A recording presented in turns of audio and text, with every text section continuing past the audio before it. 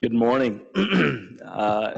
First of all, I'd like to thank the committee, Dr. Coulter, for the invitation, and congratulate her, also echoing Dr. Aguilar's comments on 10 years of this endeavor, which is it's a labor of love, and I know how much work it goes into putting one of these meetings together. And if I have the privilege of working with Dr. Coulter, and if you stand next to Dr. Coulter for 5 minutes, you're going to learn something, because she's incredibly dedicated to teaching. So I'm going to talk about coronary artery disease assessment and tie that in to some degree to aspirin therapy, and they've been somewhat unlinked in the latest guidelines. And someone asked a question earlier about their patients and how challenging it was, and this, I think, echoes that. I can't seem to lose weight, doctor. I've tried everything short of diet and exercise, which is something that we encounter every day in practice, and it tells us that a lot of the preventive care that the patient is receiving is from what we're doing besides what they are able to do at home. And this was an article in the Wall Street Journal about 3 weeks ago, and it mentioned that heart disease strikes back across the US, even in healthy places. And this gentleman's making an effort here. He's jumping rope in somewhere healthy. And they quote a CDC study showing that in subjects between the ages of 45 and 65, that death rates related to heart disease are on the rise. And this is a study that looked at a time period between 2011 to 2016. And if you see on the bottom side, there's two cities. This is in major metro areas, Corpus and Beaumont. We have over 24% increases in death rates in this population. So certainly we have a pressing need to reduce risk in our population. It's been recognized that risk factors are important in the risk of heart disease in our patients, and that they are cumulative. And this is data from the Framingham Heart Study, which has been ongoing since the 1940s. Where outcomes according to the number of risk factors were estimated.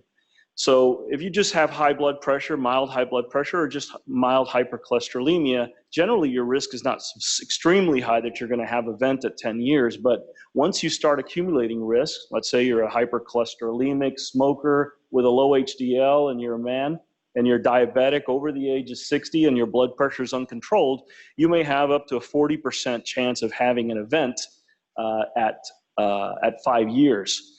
And that recognition has led to the formation of risk formulas that help us in determining that risk. The first risk formula that was produced here in our guidelines was the Framingham Risk Score in 1998. And it looked at a very specific population in Framingham, Massachusetts, which was a predominantly white population. And they looked at traditional risk factors of age, gender, cholesterol, blood pressure, diabetes, or smoking history, and gave us the estimated risk of events for that population, more than 20 being high, 10 to 20 being intermediate, less than 10 being low. In 2002, the ATP, or the Adult Therapy Panel, provided thresholds for which to treat these patients and goals to try to achieve in those patients according to those risks. That went through several iterations, and the current guidelines use the 2013 ASCVD score, or the pooled cohort equations, and that took 4 cohorts: the ERIC study, the CARDIA study, the cardiovascular health study, and the Framingham Risk Study. And they validated a score for patients between the ages of 40 and 79, and we'll go a little bit more into detail. This was the first guideline that did, or the first score that did include a multi-ethnic population of whites and African Americans. I'm going to mention finally the multi-ethnic study of atherosclerosis, because I think it's more applicable to the population that we're seeing, particularly here in Houston, which is very multi-ethnic. And this study began in the beginning of the 2000s, and they were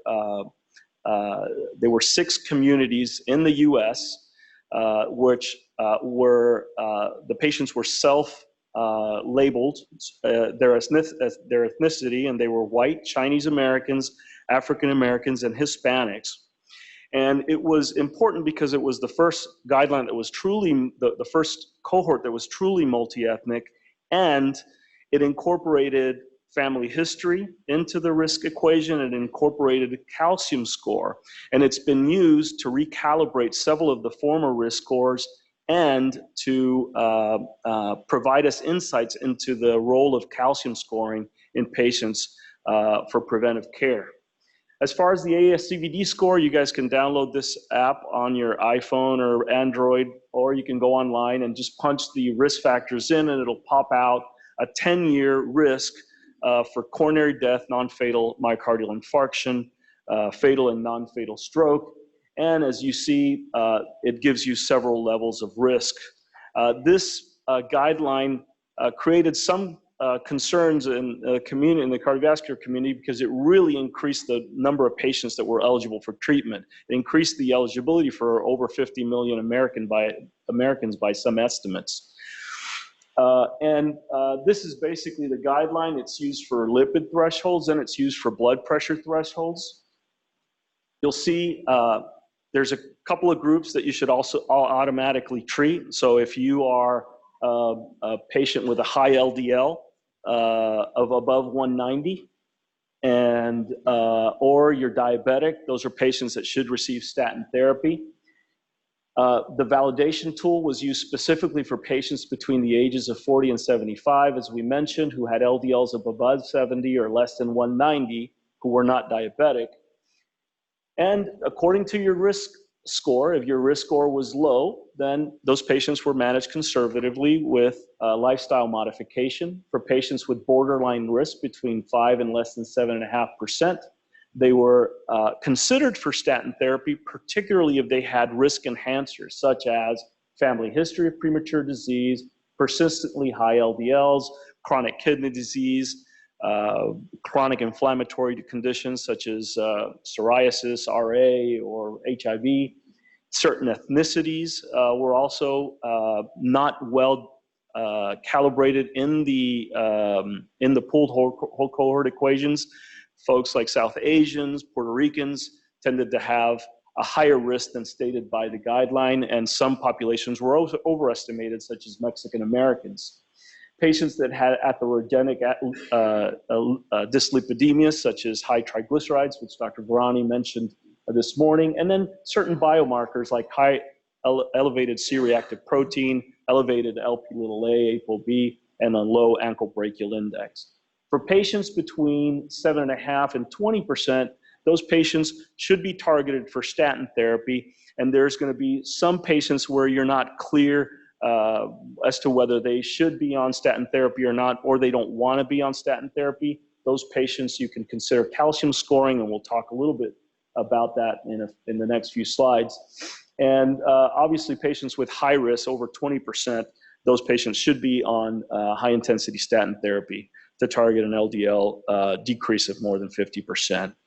As far as blood pressure management, we can use the ASCVD score to estimate benefit. And this is based on data from the SPRINT study, where patients with stage 1 hypertension, that's blood pressures of 130 to 139 systolic and 80 to 89 diastolic, if their ASCVD score was more than 10%, which was the entry criteria for the SPRINT study, those patients should be considered for pharmacologic therapy to lower their blood pressure and lower their cardiovascular risk.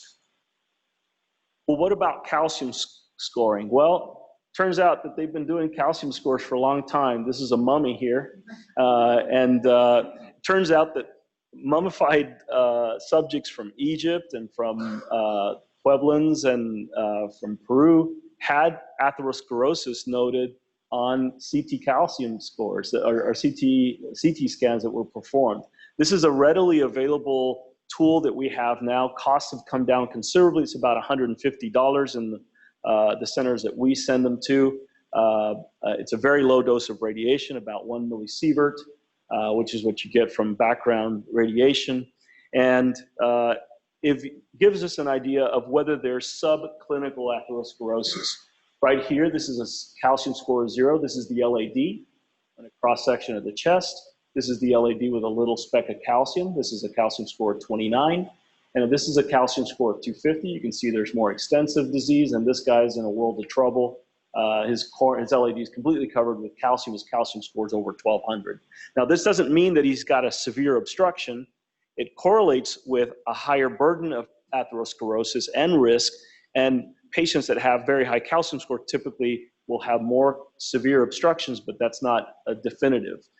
And in the MESA study that we mentioned previously, this calcium score correlated well with outcomes. So if your calcium score was 0, your 5-year risk of having an event was exceedingly low. Once the calcium score was above 1, the risk increased.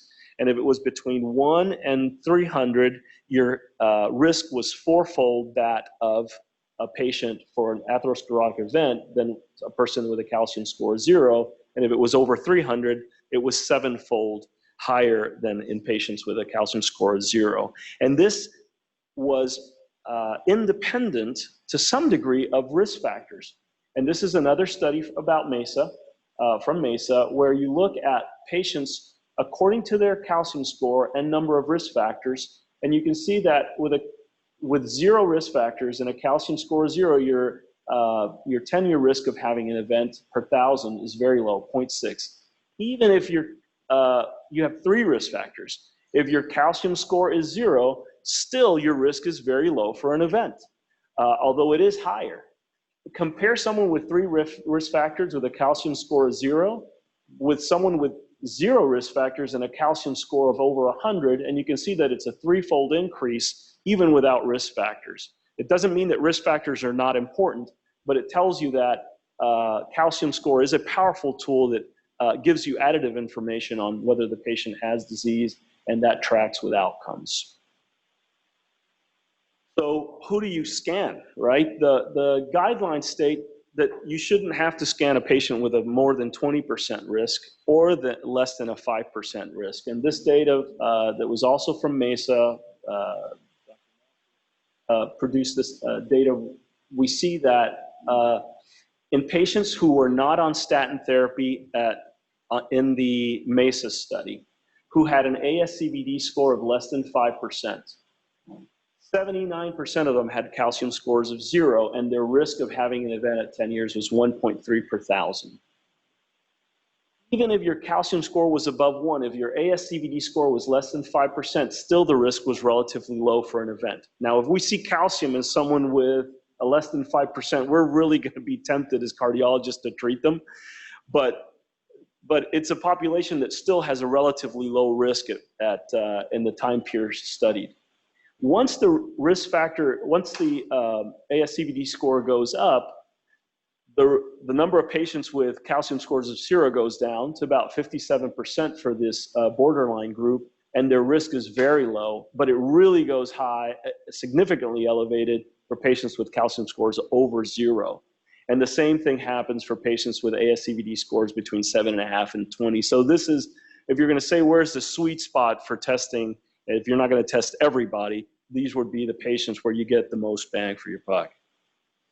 Is there any evidence that not treating an elevated calcium score or a normal calcium score has an impact on outcomes? There's no randomized trial, and a randomized trial would take, by some estimates, over 30,000 patients, so it would be extremely costly. We do have some indirect evidence, and this is actually data from Walter Reed, and one of our own fellows, Dr. Paisley, was a co-author in this study. And they took 13,000 patients that presented to Walter Reed and that did not have clinical ASCVD, and they matched them as best they could according to their ASCVD, according to their calcium scores. And they looked at the ones that received statin versus in red versus the ones that did not receive statin. If your calcium score was 0, the outcomes over a over 10-year period were identical. If your calcium score was above 1, was 1 to 100, the curves began to separate for benefit for patients who were on statin, and clearly above 100, you can see there's a big separation of the curves for patients that didn't get a statin who had a calcium score above 100. So certainly patients with calcium scores above 100, you should consider for initiation of statin therapy with a number needed to treat that's very good, 12 patients to prevent 1 event. So the guideline recommends that in patients where you're uncertain of their risk, or they don't want to take statin therapy, or they had side effects from their statins, and you're trying to debate whether to give them something other than a statin or try another statin. Checking a calcium score is reasonable for patients in that borderline to intermediate risk scores. And if the calcium score is 0, it is reasonable to withhold statin therapy in those patients for a period of 5 to 10 years, as long as they're not diabetic, they don't smoke, and they don't have family history of premature coronary disease. And there's data in patients who have calcium scores of 0 with premature family history of ischemic heart disease, that those patients have a higher risk of events and should be managed more aggressively. For patients with calcium scores between 1 and 99, it is reasonable to initiate statin therapy if their age is over 55. And if this calcium score is over 100 or above the 75th percentile, this should also be recommended for statin therapy. A calcium score of 0 is a powerful tool. There's a term denoted the power of 0. And in the American Heart Association writing group, the presence of a calcium score of 0 means there's unlikely to be significant plaque. Vulnerable plaque is highly unlikely. The negative predicted value for a severe obstruction is in the order of 95 to 99%, and the risk of those patients have an event is very low at 0.1 per 100 person years at 2 to 5 years. There's a study looking at how often should you study a patient, right? Because if your calcium score is 0 now, in 10 years it may not be 0. And the number of patients in MESA that went from a calcium score of 0 to a calcium score above 0 was 15% at 4 years and 25% at the 5th year. So probably scanning somewhere between that time period is reasonable to detect subclinical disease if you're going to manage the patients without statin therapy or conservatively. And this is a patient, a good example of this. This is a patient of mine who's 53, had hypertension. His mother had 4-vessel CABG at the age of 56, and he did not want to take a statin. His ASCVD score was 4.9% at the time. This is his lipid profile. He had a modestly elevated LDL, 94, and his HDL was mildly decreased. His calcium score was 0. He came back, just managing his blood pressure, and at year 5, I said, maybe we should take a look. His ASCVD score was now 7.9%, so he would be a patient that would be considered for statin therapy, and his ASCVD and his calcium score had gone up to 224. So this is a patient that we had the discussion that you see in the guideline. We think we should be on statin. Did not want to. We re-imaged and we started, and now his total cholesterol is 90. He obviously now really understood the importance of risk factor modification with medication. So how about aspirin? Well, since I last spoke, there's been a myriad of studies that have come out, and I'll just say it's not looking great for aspirin for primary prevention, but I want to emphasize, and Dr. Coulter mentioned this, I am not talking about secondary prevention. If you've had a heart attack or stroke, you have claudication, aspirin therapy is definitively indicated, class 1 indication. Do not stop aspirin in those patients, okay? This is pertaining to primary prevention. And there's 3 groups that have been looked at specifically in the past few years, and those are moderate risk patients, and that's what the ARRIVE trial was looking at. And this was a study that was carried out in the US and Australia. And they took 12,000 patients, followed them for, actually, ended up being over 70 months because of the low event rates. They extended the follow-up and changed it to a time-driven trial instead of an event-driven trial. Men over the age of 55, women over the age of 60. They excluded patients who had history of gastrointestinal bleeding or diabetes. Those patients were going to be studied in the ASCEND trial. And they gave them 100 milligrams of aspirin or placebo, and they looked at a composite endpoint of time to first occurrence of cardiac death, heart attack, unstable angina, stroke, and TIA. And unstable angina and TIA were added later to try to capture more significant events because the event rates were so low. They looked at safety endpoints of hemorrhagic events, and they had a per protocol analysis of about 70 7,700 patients that had a higher compliance to see if there was any benefit in those groups.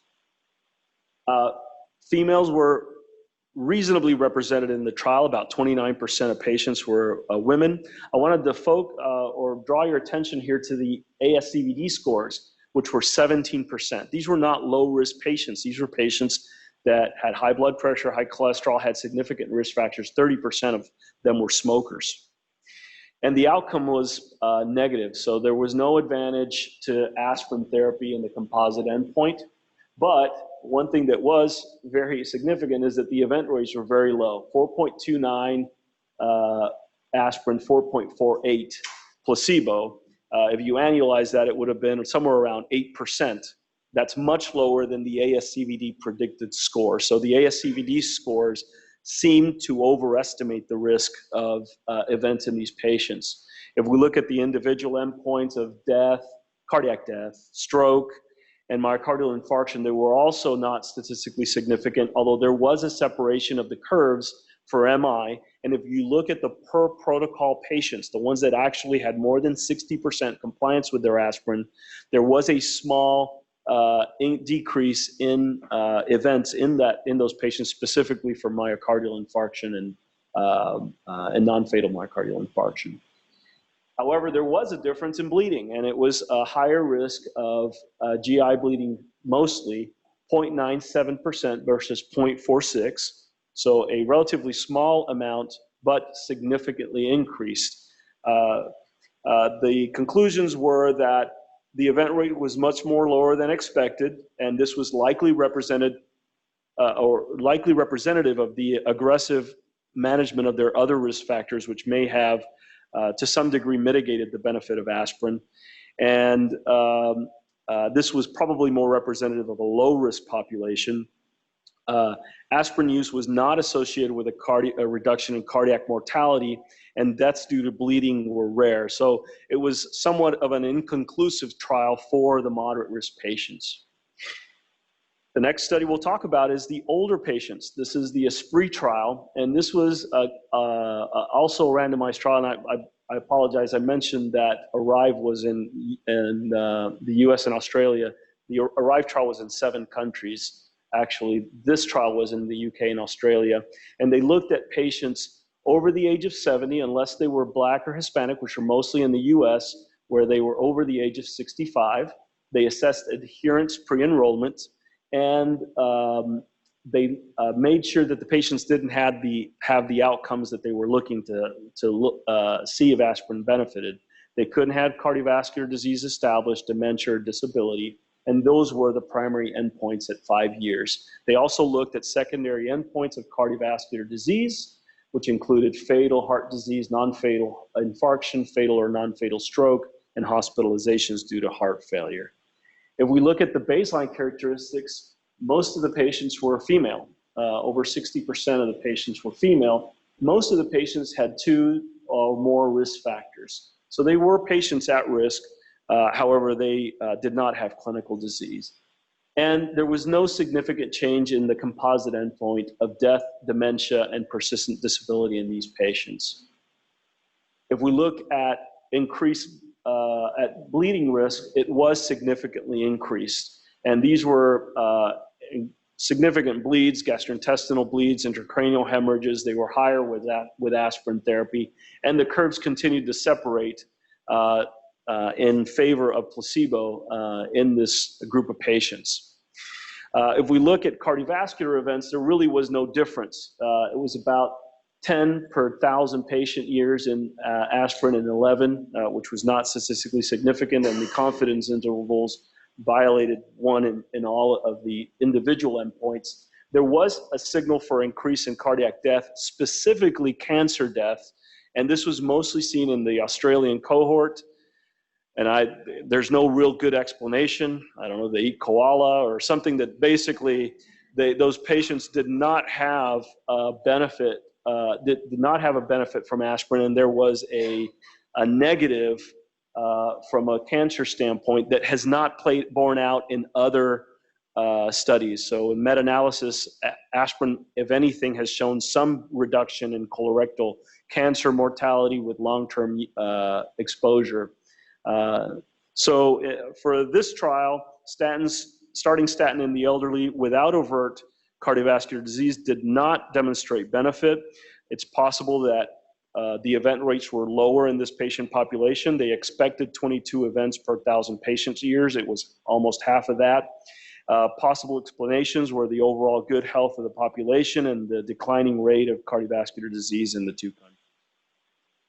And then I'll talk finally about the ASCEND trial, which was a primary prevention trial in diabetics. And they took folks over the age of 40. Participants couldn't have established coronary artery disease. This was a UK study only. It was 15,000 patients. They had a 2 by 2 factorial design where they got aspirin or placebo, and they also were randomized to omega-3 fatty acids. That portion of the study was negative. They were followed for about 7 years, and they had really good follow-up, which is typical of NHS. The primary efficacy endpoint was serious vascular events, which included non-fatal MI, non-hemorrhagic strokes, TIAs, and cardiac death. And then the safety endpoint included major bleeding and intracranial bleeding, GI bleeding, or other serious bleeding, such as hospitalization. These were the baseline characteristics. 37% of patients were female. Their diabetes duration was about 7 years. Most patients had hypertension, and most patients were on statin therapy, and A1Cs were modestly above ideal. And what they did see was a reduction in the composite endpoint of about 12% relative risk reduction and absolute risk reduction of 1.1. The curve separated relatively early, and at about year 5, they start joining again. And this may have been related to compliance. It may have been related to reduction in effect of aspirin, changes in risk factors in the patient. It's not clear. If we look at individual ischemic endpoints in this forest plot, they favor aspirin in pretty much all outcomes, including revascularization. If we look at bleeding, also the numbers are pretty consistent with more bleeding events with aspirin as expected. The absolute increase in bleeding was 0.9, a relative risk increase of about 30%.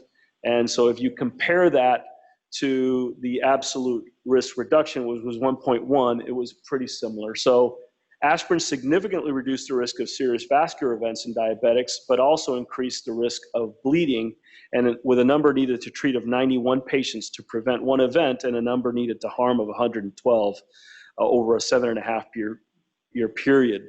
The absolute benefits from avoiding serious vascular events were counterbalanced by increased risk of bleeding, and there was no subgroup where there was clear advantage to aspirin over placebo.